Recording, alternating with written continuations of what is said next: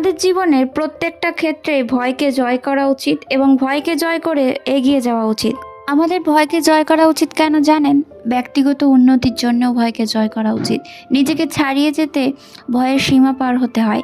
সফলতার জন্য ভয়কে জয় করা উচিত। জীবনে বড় কিছু অর্জন করতে গেলে ঝুঁকি নিতে তো হবেই, ঝুঁকির জন্য ভয় থাকবেই। আত্মসম্মান গড়ে তুলতেই ভয়কে জয় করা উচিত। একবার জয় করলে মনে হয় আমি জীবনের সব কিছুই পারি। এই মনোবল সারা জীবনের সম্পদ। কিন্তু নিজেকে প্রস্তুত করুন, জ্ঞান দক্ষতা বাড়ান, আত্মবিশ্বাস তৈরি হবে। ছোট ছোট পদক্ষেপ নিন, হুট করে বড় কিছু নয়, ধীরে ধীরে এগিয়ে যেতে হবে।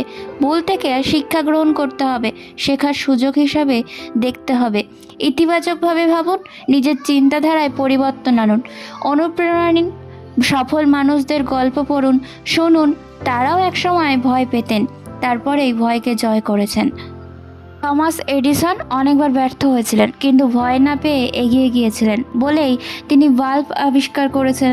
জীবনের প্রতিটা পদক্ষেপ চ্যালেঞ্জ। যারা ভয়কে জয় করতে পারে তারাই ইতিহাস গড়ে। তাই প্রতিদিন নিজেকে বলো, আমি পারবো, আমি থামবো না। ভয়কে জয় করে সামনের দিকে এগিয়ে যাব।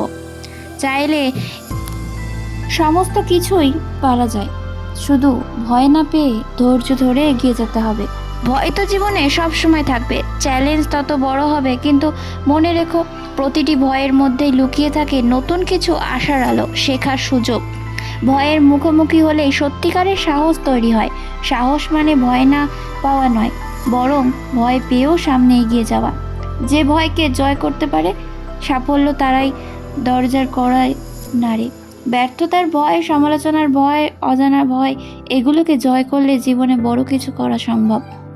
ভয় তোমাকে থামাতে পারে না, যদি তোমার মধ্যে ইচ্ছা শক্তি প্রবল থাকে। প্রতিটা পদক্ষেপে নিজের ওপর বিশ্বাস রাখো, কারণ বিশ্বাসই ভয়কে দুর্বল করে। ভয় আসে মন থেকে, কিন্তু এগিয়ে চলা আসে হৃদয় থেকে। মন বলবে পারবো না, আর হৃদয় বলবে একবার চেষ্টা করে দেখি না। শোনো তোমার হৃদয়ের কথা।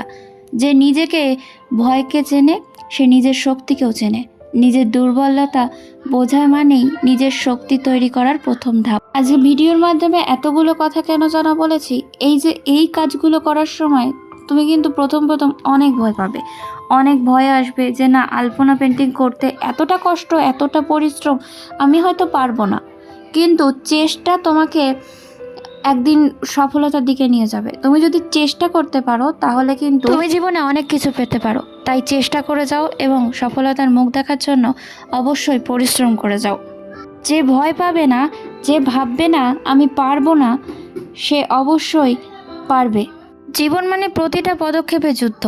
আমরা সব সময় ভেবে থাকি না আমরা পারবো না, আমরা কিছু আমাদের দ্বারা হবে না। তো এগুলো ভাবলে কখনোই কিছু করা যায় না। তো সাহস করে প্রত্যেকটা সময় যদি এগিয়ে যাওয়া যায় তাহলে সব কিছুই সম্ভব।